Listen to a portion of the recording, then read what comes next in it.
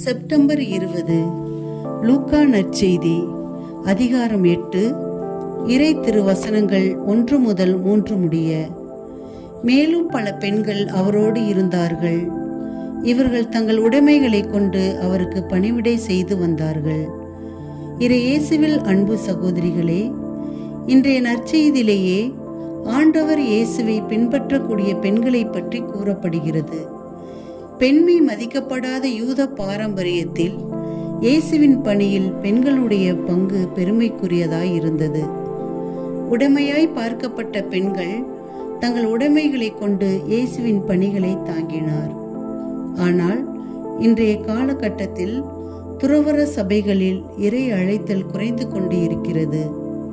அதிகம் பேர் துறவியாக ஆன பிறகும் இந்த வாழ்க்கையில் இன்பமில்லை, நான் எதிர்பார்த்தது போல் இந்த வாழ்க்கை இல்லை, நான் எதிர்பார்த்தது போல் பொறுப்புகள் எனக்கு கிடைக்கவில்லை என பல காரணங்களை சொல்லிக்கொண்டு நிறைய பேர் துறவற வாழ்க்கையை விட்டு கடந்து செல்கின்றனர்.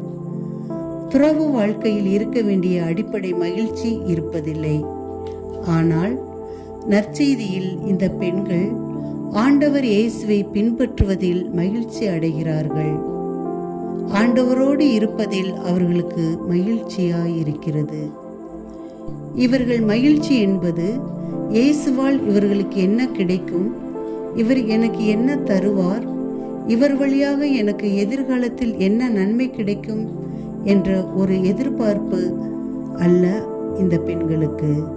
மாறாக அவர்களுக்குள்ளே ஒரே ஆனந்தம். என்னை மீட்கும் ஆண்டவர் என் கூட இருக்கிறார். ஆண்டவரே, நாங்கள் எங்கே போவோம், வாழ்வு தரும் வார்த்தை உம்மிடம்தானே உள்ளன என்ற இறை நம்பிக்கை ஆண்டவர் கூட நடப்பதற்கும் பின்பற்றுவதற்கும் காரணமாக இருக்கிறது.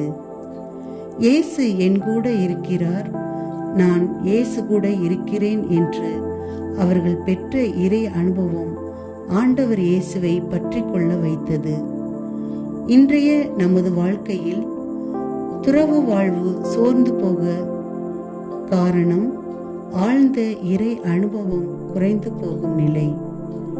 நாம் இறைவனை சுவைப்பதற்கு பதிலாக இந்த உலக இன்பங்களையும் உலக நாட்டங்களையும் உலக உறவுகளையும் சுவைக்கும் போது நாம் இறைவனை சுவைக்க மறந்து விடுகிறோம். நமது வாழ்விலும் சிந்திப்போம். நமது துறவற வாழ்வில் மகிழ்ச்சியோடு இருக்கிறோமா? அந்த மகிழ்ச்சிக்கு காரணம் நான் பெற்றுக்கொண்டிருக்கிற பொறுப்பா, நான் பெற்றுக்கொண்டிருக்கிற அதிகாரமா, அல்லது நான் பெற்ற இறை அனுபவமா? அந்த பெண்களைப் போல ஆண்டவரை சுவைத்து அவரில் மகிழ்ச்சி காண்போம். ஆமேன்.